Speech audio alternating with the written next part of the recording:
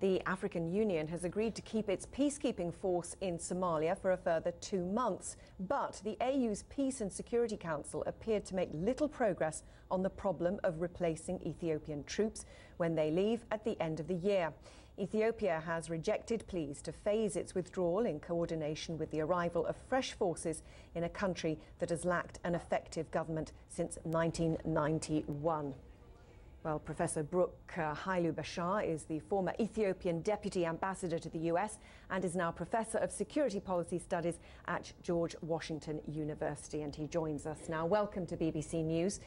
Is Ethiopia bluffing to get more money from, say, the US? Or do you think it will pull out? That's a very tough question.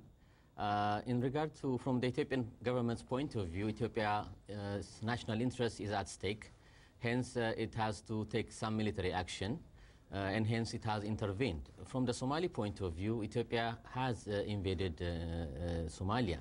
So in regard to Ethiopia's action now, it seems this time around the Ethiopian government is really serious, if not dead serious, because it has taken a brunt, it has lost human lives and also meager financial resources. So I think this time around, the Ethiopian government is not bluffing.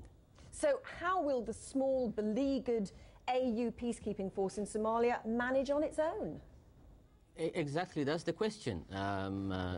It seems that the African Union, as well as African member nations, are not willing, or better say awkward, to put up the replacement soldiers or troops to replace the Ethiopian army there.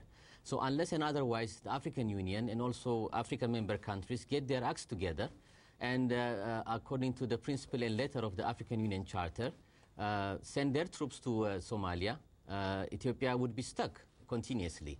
And then now the Ethiopian government has decided to call it quits and to move on, because the more it stays, the more there is a resistance from the part of the Somali people.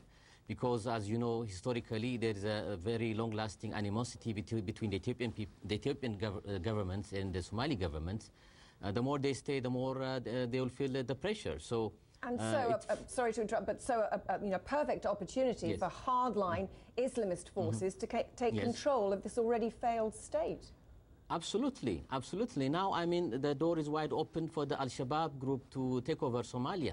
The ball is also, let's not forget the equation, that the transitional federal government of Somalia has to get its acts together. In what sense? As you might know, a few days ago, President Abdullahi Yusuf dismissed the Prime Minister Nur Ade and appointed his own Prime Minister. This was categorically rejected collectively by the IGAD Council of Ministers a couple of days ago in Addis Ababa in their 31st extraordinary session. Therefore, the transitional federal government president either has 3 chances: resign and name his replacement, or accept the resolution of IGAD member countries, or third, keep on moving in the same direction that he's going through. That would result in the collapse of the government and the collapse of the Somali political system. So the transitional federal government, led by Abdullahi Yusuf, should accept the reality on the ground, and that is to open up and form a new national government, which would include the moderate elements of the Islamic groups, the UIC. If they could draw in the moderate elements, then it means the government has a good chance of establishing a central authority in Somalia. Professor Brook Beshah, I'm sorry, we have to leave it there, but thank you very much indeed. Thank you. You are quite